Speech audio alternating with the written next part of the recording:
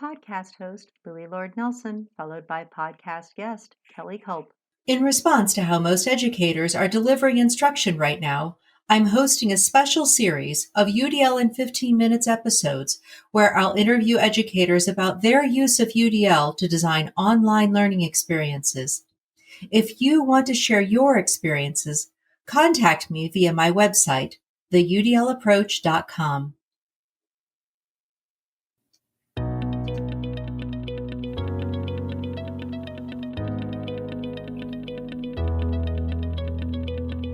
Hello and welcome to UDL in 15 Minutes, where educators discuss their experiences with UDL. I'm Louis Lord Nelson, UDL author and leader. Today I'm talking with Kelly Culp, who's an English teacher at North High School in Bartholomew Consolidated School Corporation in Columbus, Indiana. Today, Kelly's going to share how she uses UDL to design her online learning environment. Hi, Kelly. How are you? Hi, Louie. It's so good to be with you. Oh, thank you so much. It's so great to talk with you too. So first off, can you tell us about your teaching background? Certainly. I have been in the English classroom for the last 16 years. Prior to that, I took kind of an odd path to get to education. I went to law school, graduated from law school, and decided that was definitely not the right path for me. And then I started substitute teaching and realized that was where I was supposed to be all along. So that was an interesting experiment in what was really right for me. And that is interesting. And you didn't go like the poli-sci or social studies route. You went the English route. Well, my undergrad is in literature. I have a BA in literature, and so it made sense. Ah, okay. Yeah, that does make sense. The BCSC homepage. Well, I'm so glad you found teaching because you're awesome. Oh, thank you. You're welcome. So, okay, just so everybody out there knows, the name of the district, it gets shortened to BCSC because otherwise it's just really a mouthful. Yes, it is. So, can you share a little bit about the BCSC student population? I am mostly well acquainted with the North population specifically, although that is a pretty good reflection of the corporation as a whole. The North High School homepage. At North, we have about 2,000 students, and we're about 32% free and reduced and about 9% ESL. So we have quite a variety of students, and I believe the district is a little higher in both of those percentages, but we're a pretty good reflection. Yeah. So switching to this concept of the online learning, BCSC is a little ahead of the curve when it comes to e-learning. When did you guys start talking about this? A collage of photos showing the Twitter tables for Jane Eyre activity. We've been talking about e-learning for probably the last 4 to 5 years. We started really hyping it up over the last 3 years and being encouraged to try it. And then we had 3 e-learning days right in a row for flood days. And that was a real jump right in and get your feet wet because we hadn't really done it yet. And we learned a lot from those 3 days. I got to say, that was really kind of helpful to have that as a background.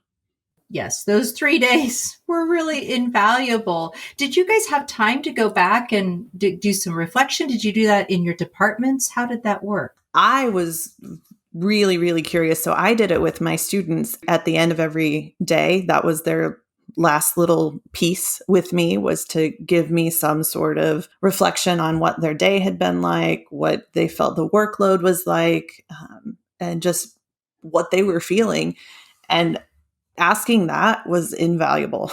I learned so much from my students that way. Desks written on by students using dry erase markers to share their Twitter-like comments. And so I know we're jumping the gun because that's so much a part about UDL. So I'm just going to say, okay, everybody, that's part of, that's definitely a part of recruiting interest and keeping their effort and persistence going, is hearing their voice and making them feel right, a part of this. But I think that sometimes teachers stop short of that because they think that students are just going to complain. Right. So how did you structure that? And how did you get yourself around that? Well, one of the things that I did was I encouraged them through our learning management system, our LMS, to use the audio or video recording function. And it was only going to go to me, nobody else was going to see it. And sometimes when you ask kids to talk versus typing it out or writing it out, they're more apt to speak freely, but also to not go down that complaining road. They were definitely willing to say, I felt like I had too much work to do in all of my classes. But they also said some really good, positive things about the distance learning and what they were getting from it. Nice. That's an excellent suggestion. So you're helping them with that action and expression and expressing themselves by using those different medias. That's fabulous. So, okay, we'll just do the formal jump over here because you came wonderfully prepared to talk about how you essentially started small with all of this, with your own connection of UDL and online learning. So talk about that. A quote from the book Design and Deliver, starting with, "Start small. Choose one focus within the framework. Choose one focus within your practice." Um, with UDL, starting small is the way to go. If you try to jump in feet first into all of it, it's going to be overwhelming and you're just going to throw up your hands. But starting small, picking one part of the guideline to really focus in on is a great way to introduce it into your online learning, especially when I was thinking about my plans for next week with my students. We are getting ready to read Act 3 of Hamlet. Well, we can't really read it together anymore. A drawing of the brain's profile surrounded by student writing, identifying the kind of activity we have in certain regions of our brain.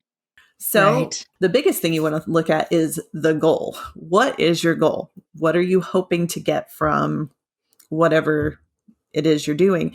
And for me, did it matter if they physically were reading the text or if they were watching or listening? It really didn't. What we're looking for is character development and language some, but also analysis. And so if that means they're watching a word for word translation play, that's going to get them the same thing than sitting there reading the text on their own. Right. So when it came to you deciding what you're going to do in relationship to your goal, how did you go about finding resources? Did you feel like you were in this flood, or did you have a strategy around that? I'm always on the lookout for resources, and I just keep a little file of things that could help me, which is always a good thing. But if you don't have that, there are so many different places that you can go to find that. I find that I get some of the best recommendations for resources through my PLNs on Twitter. I have several that I follow. One is very English based, and that gets me a lot of content. And then a UDL based group of friends, and that gets me a lot of resources as well. A screenshot advertising #UDL chat, followed by a classroom photo where Kelly places student work with the sign, "Need help? Look at these student samples." I've also, just over the course of the last 2 weeks, joined 2 Facebook groups that are content specific. And the amount of ideas and collaboration that is going on those is mind-blowing to me.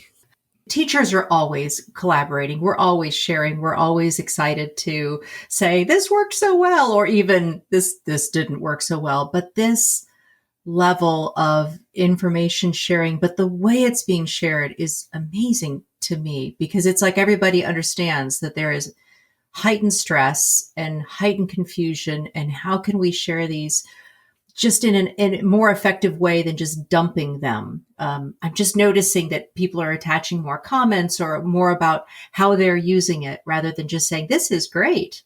Yeah. Are you seeing the same thing? I think it's also helpful that they might share a tool and then say, I used it in this particular situation. So you have a better sense of not just that it's a good tool to use, but how you could use it. Right, right. So we talked about already how you definitely engage the students by getting their voice and then, so in the beginning, and then also the action expression. So they could use the video and audio to share what they're talking about. And then this representation part of them being able to watch a video that's giving the script word for word that's the same as if they were going to read that out loud in class. So what are some other ways that you have thought about that bigger concept of variability when you're thinking about the learners and developing that online environment? A collage of student work, including dioramas, flexible seating, students writing on desks with dry erase markers, and supply kits for collaborative work. A couple of things come to mind. The first is more on the teacher side of things. We need to think about complete accessibility because our kids don't all have the same tools at all the same ways. So maybe instead of giving them a link to an outside source, you download that and also give it as a PDF so that they have that option. Maybe if they're sharing a device at home, that's the easier way for them to access something. Using tools like Grackle when you do a slideshow helps you to look for those accessibility pieces. Using closed captions if you're doing a video is really helpful for students. It's helpful for me as a learner sometimes to be able to look at the captions if I can't hear clearly. Those are just some real basic accessibility things that I always try to include when I'm getting ready to put something together. Yeah, yeah. And I also know just from our previous conversations that you are really cognizant that there are learners who aren't comfortable with online learning. And so we can never make that assumption, oh, this is the digital age, they're the digital generation. But that you recognized that some of the students weren't going to be comfortable coming onto that learning management system and navigating around it. So you talked about making some of your own videos, actually. Yeah, I think that's maybe one of the things that I like the best about online learning. Not that I like watching a video of myself, but who does really, let's be honest. But I find that if I record for my students what it is I want them to do for our task for that day, or what the goals are, or my expectations, I can spell that out pretty clearly for them. But they also can see the expression on my face. They can hear the tone in my voice. I also provide a transcript of that so that they can read the words instead of having to go back and watch the video over and over again. But that just gives them one more resource of, here's really what we're doing. This is the clear picture that you need to focus on. And the other thing that I've started doing is putting expected time. So what I expect it will take them to complete that task or activity. That way they know if they're spending way too much time on something, maybe they're putting more effort in than what I really want them to. Or if they got it done in 5 minutes and it says a 20-minute task, maybe they know they need to go back and work a little bit harder to dig in further. Kelly's classroom. Desks are arranged in groups of 4, and those groups are in a large circle. Right. So I'll first go back to that video. When we think about the representation, right, you're helping them just comprehend the system. You're helping them comprehend how this LMS works and where they fit within it, how to use it, how they're going to do the assignment. But then I think about this major connection you're doing, because right now, one of the other things that we're hearing from teachers all over the place is, I miss my students. I miss them. Yeah, I miss being with them. And we know that they miss being with you. And by doing that video of yourself, you're giving some of that connection to them. And it's beautiful. And I think it fits in recruiting interest, but even that, oh gosh, it's deeper. I mean, this is going right to that brainstem, right? This is right going. I mean, they really like it when our dog Finn gets in the shot too. They think that's fantastic. I really try to get him to sit still, but he doesn't. Oh, but it's brilliant. I love it. I love it. And then as you were talking about the expected amount of time and helping the students really think about where they are strategically within an assignment. So you're supporting their executive functioning by doing this. At the same time, you're going to have learners who may need a little bit of extra time, but it's building the relationship with them, right? That Right. if you do need a little extra time, that this isn't saying you have to be done in 15 minutes, but if you find yourself, as you said, if you find yourself working on this for 30 minutes, then, hey, let's talk. Right. Okay, there's something beyond here that you're putting in possibly, or maybe you're struggling with a concept. And this is a great time to contact me and say, hey, I'm still doing this and it's 30 minutes later. Yeah. I mean, even with my own children this week, they've been doing e-learning. They call it at-home learning for their corporation. And there have been a couple of times when both of my kids have said, I don't really understand this. And immediately I'm like, have you emailed your teacher to ask them? Right. Let's do some empowerment exercises. You can do it. Oh, that's awesome. A picture of Kelly Culp, followed by a video captures of the UDLapproach.com, followed by a picture of podcast host Louis Lord Nelson. Well, Kelly, we have definitely bumped up against our 15 minutes, and I know we could keep going forever. This has been so helpful. Thank you so much. I think you've given some wonderful guiding help to those who are listening, and hopefully it'll get passed along to others. Thank you so much. Well, thank you for having me. This has just been a fun little bright spot in our week. Oh, you're welcome. You're welcome. So for those listening to this podcast, you can find supplemental materials like an image montage with closed captioning, that montage with audio descriptions, a transcript, and an associated blog at my website, theudlapproach.com/media. And finally, if you have a story to share about UDL implementation for UDL in 15 minutes, contact me through theudlapproach.com. And thanks to everyone for your work in revolutionizing education through UDL and making it our goal to develop expert learners.